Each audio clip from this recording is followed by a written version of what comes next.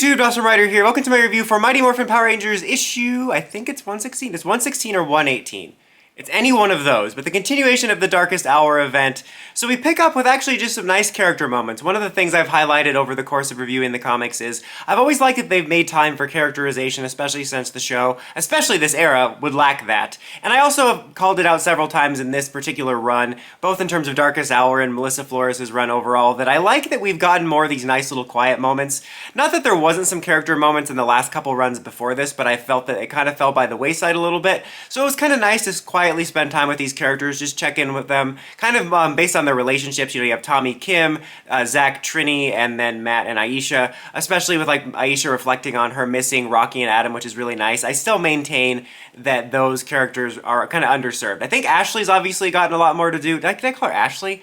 Aisha. Aisha's gotten a little bit more to do, obviously, in these last couple arcs with Matt, but in general, I feel that Adam and Rocky have well, I guess Rocky did get that highlight when he got that armor, but you know what I mean, like in general, from the beginning of the comic till now, the original core 5, 6 have been pretty well fleshed out, whereas Rocky, Adam, and Aisha have only gotten little pockets. But it was really nice to have that. You also open up with this scene with Rita in the dumpster, and I feel like it's implying she's trapped, but I also think it might be kind of a healing component, because it didn't seem like Zed was taking her last time with the intention of trapping her, but she's seemingly kind of given up for the moment. You also have what I believe to be Evil Andros, which is kind of a nice follow-up, trying to effectively become Dark Specter's new right hand. You have some stuff with Kia as we last left her trying to steal the power eggs, and she gets caught and put in jail. You know, I like that not everyone works together kumbaya with the Draken Rangers, and I never wanted them to, like I didn't want a cliche like now we're friends or whatever, but I kind of wish we had more time to explore that team. I know there's a lot going on, but I feel that the concept of that team was really interesting, almost a Suicide Squad-esque dynamic where they would probably be bickering more than others, and I think it would be interesting to have explored that a little bit, having them work together begrudgingly in a different way before they kind of disperse them immediately. It's like they announced the Draken Rangers and then didn't really do a lot with them. I also find it to be ironic that Kia went off the deep end because she was worried about another Draken situation happening with Shattered Grid, and now she's literally trying to do something that would shatter the grid. Meanwhile, the other Rangers are trying to figure out a way to make use of the White Ranger's protection because the powers are uncorruptible and they got Draken's coins, so that now they have 2 White Ranger coins. Only 1 left. A side note, I do find it kind of interesting how they talk about how the White Ranger power is incorruptible, meaning it can't be taken over by an evil force or spell or whatever. But that makes it all the more interesting that obviously, technically speaking, Draken didn't infect it with evil, but when he merged it to make the Black Dragon coin, he definitely was using that coin for some evil. Anyway, and I do appreciate that the power is not judgmental. It's not judgmental like the Energems. Like, you teased your friend like everyone teases their friends. No more powers for you. I'm still not over that. That was so dumb. Everybody teases their friends. Anyway, otherwise you're not friends. If you're not teasing your friends, that's just a coworker. Well, you tease your coworkers too. If you're not teasing your friends or coworkers, that's just a random person sitting there. Anyway, that was a random tangent. What was I talking about? Oh yes. Oh yes!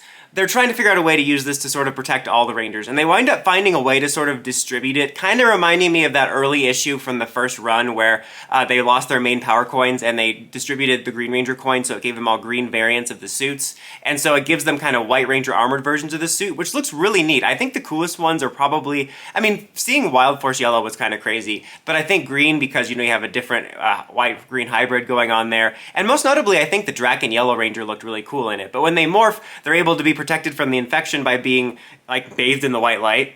That sounded. And they're trying to figure out a way to do that for everybody, to try to find a way to kind of create like a white light wave to save everybody. And they do manage to save Rocky and Adam by shooting them with like arrows that are infected with the white light, so it kind of de-infects them. It's like a good infection. That sounds weird too. This is a weird one today, guys. But yeah, that's kind of where we leave things off. Where we leave things off with Rita a little bit, who's saying she's given up, but they're figuring out how to save everybody with the white light power, which I think is really cool. I love seeing cool new suit variants like this, and I think it's kind of a neat idea, and I do like that this story has put a little bit more focus on Tommy and the white light, which is really nice, just because I've stated before it's a little bit of a mixed bag, because obviously you don't want to focus too much on Tommy because he gets a lot of focus elsewhere, and when you have Draken around, or when you had Draken around, it made sense not to focus on him, but it was insane to me how much of a background character he felt like, so I think this is the right amount of focus. They do decide the way they're going to go about this bomb thing, though, is using the Zeo Crystal planet from the pocket dimension that Beyond the Grid Rangers worked in, which I think is really cool. Again, I can't give them enough props for basically incorporating every single story in here, like even what I would consider to be what I see to be the most 2 most unpopular arcs were some of the mixed stuff with Power Rangers Universe and then Beyond the Grid, and yet they don't ignore it. And I always appreciate that, because even though Beyond the Grid was probably my least favorite arc in a lot of ways, I loved a lot of the ideas. It just was the execution. So I love that they're taking advantage of everything. But yeah, another solid continuation. I will be interested to see how this wraps up. Even more interested to see what comes next and what Boom announces once the Mighty Morphin Power Rangers series ends here. But what did you guys think of the issue? Let me know in the comments as always. Until next time, don't forget to like, comment, subscribe, and climb the steps and ring that bell to get notifications from all my videos. Dawson Ryder, signing out.